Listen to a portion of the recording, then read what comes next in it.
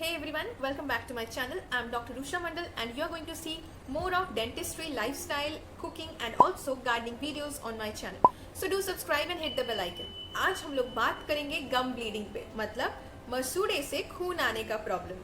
बहुत कॉमन है, मोस्टली मेरे पेशेंट्स मुझसे पूछते हैं कि क्यों मसूड़े से खून आता है मेरा, क्यों मेरा ब्लीडिंग गम्स का प्रॉब्लम है। बहुत ही ज़्यादा ये कॉमन प्रॉब्लम है। गम ब्लीडिंग एक्चुअली क्या होता है, इसका सिम्टम्स क्या होता है। ऐसा नहीं कि सिर्फ गम ब्लीड करना, खून आना मसूड़ा से, यही एक प्रॉब्लम है गम ब्लीडिंग का।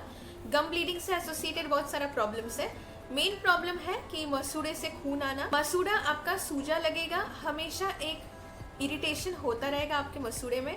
मसूड़ा लाल हो सकता है, जैसे कि अगर आपका हाथ कट जाए तो वहाँ जैसे एक कटने का एक लाल हो जाता है कटने के बाद, तो वैसे ही आपका मसूड़ा भी लाल हो सकता है, वो सूजा हो सकता है, उसमें पेन हो सकता है, दर्द हो सकता है और खाना खाने के टाइम पे, ब्रश करने के टाइम पे वहाँ मसूड़े से खून आ सकता है। तो ये सब सिम्टम्स हैं। और एक बहुत ही कॉमन सिम्टम होता है गम ब्लीडिंग जिनको होता है उन लोगों को मुंह में हमेशा एक बदबू आता रहता है, मतलब हैलिटोसिस, जो मैं पहले भी बात की थी, इसका और एक रीज़न। तो दिस इज़ अनदर रीज़न, जो हैलिटोसिस है, जो बैड स्मेलिंग माउथ है, वो भी हो सकता है गम ब्लीडिंग प्रॉब्लम जिन लोगों को होता है। गम ब्लीडिंग, मसूड़े से खून आने का प्रॉब्लम मेनली दो रीज़न से हो सकता है। First reason is inflammation of the gums, मतलब आपका जो मसूड़ा है उसमें अगर इन्फेक्शन हो जाए तो।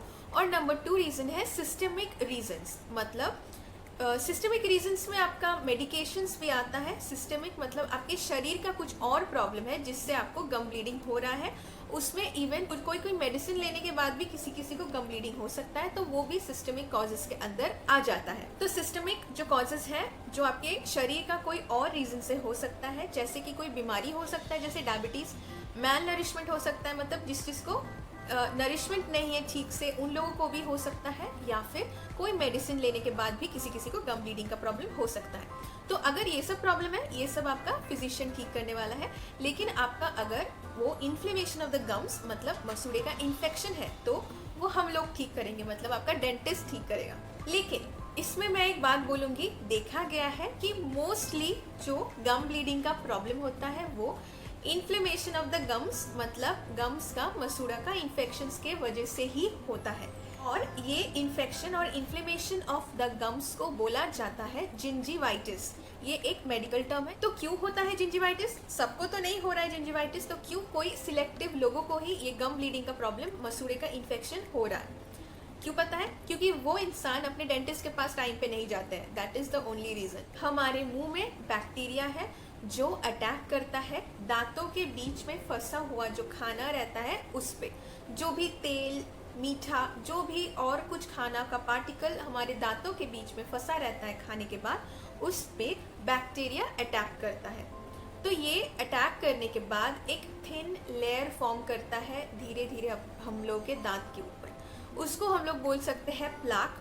ये प्लाक अगर रिमूव ना किया जाए तो ये इन द लॉन्ग रन जाके फॉर्म करेगा एक हार्ड पत्थर जैसा फॉर्मेशन, जिसको बोलते हैं कैल्कुलस। ये एक्चुअली कैल्सीफाइड प्लाक है, बहुत ज़्यादा हार्डेंड गंदगी है, यही बोल सकते हैं इसको। तो अगर ये प्लाक पहले ही हटा देते आप डेंटिस्ट के पास जाके स्केलिंग करवा के, तो ये कैल्कुलस वाला स्टेज तक नहीं आता। लेकिन लोग जाते नहीं है डेंटिस्ट के पास, उन लोग अपना रेगुलर चेकअप नहीं कराते हैं कब स्केलिंग का ज़रूरत है, और अगर है भी फिर भी नहीं कराते हैं, इतना इग्नोरेंट है। हार्ड कैल्सीफाइड मास मतलब कैल्कुलस है, वो एक्चुअली फॉर्म हुआ जल्दी बिकॉज वो इंसान अपना ऑब्वियसली दांत का अच्छे से ध्यान नहीं रख रहा था, अच्छे से ब्रश नहीं कर रहा था, या फिर अच्छे से ध्यान नहीं रख रहा था, इसलिए वो प्लाक फॉर्म हो गया कैल्कुलस में। और ये जो है ये आपका टूथब्रश से नहीं हटने वाला है। इसको हटाने के लिए डेंटिस्ट के पास एक मशीन होता है, उसी मशीन से ये हटता है, जिसको स्केलिंग का प्रोसेस भी बोलते हैं। कोई इंसान ऐसा है कि कैल्कुलस बन गया है, हार्ड पत्थर जैसा दिख रहा है दांतों में, फिर भी वो लोग डेंटिस्ट के पास नहीं जाते हैं। तो क्या होता है इसके बाद?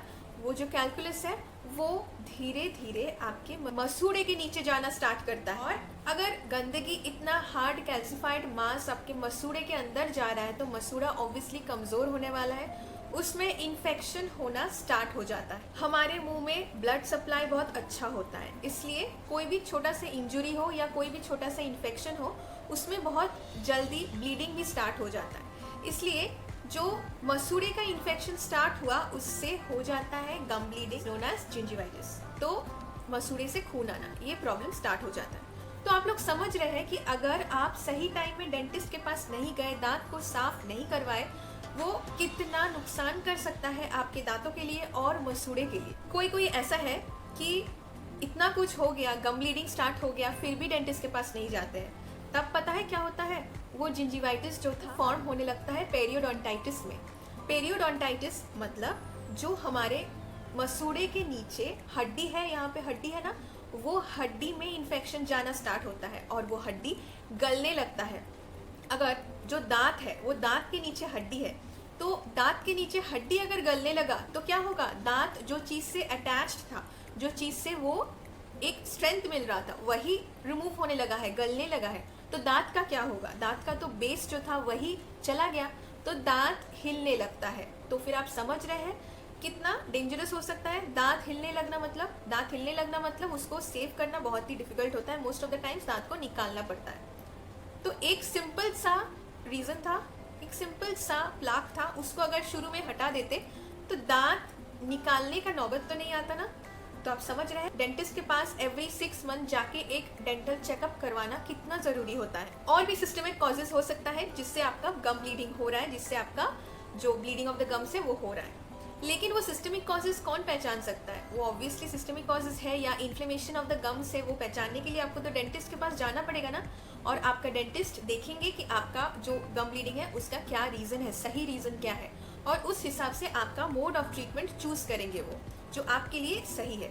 अगर वो सिस्टमिक कॉजेज है तो आपको जाना पड़ेगा फिजिशियन के पास, लेकिन वो भी डेंटिस्ट ही देखेंगे ना, उनको ही समझ में आएगा कि आपका सिस्टमिक कॉज है या आपका डेंटल कॉज है, आपका गम का प्रॉब्लम है।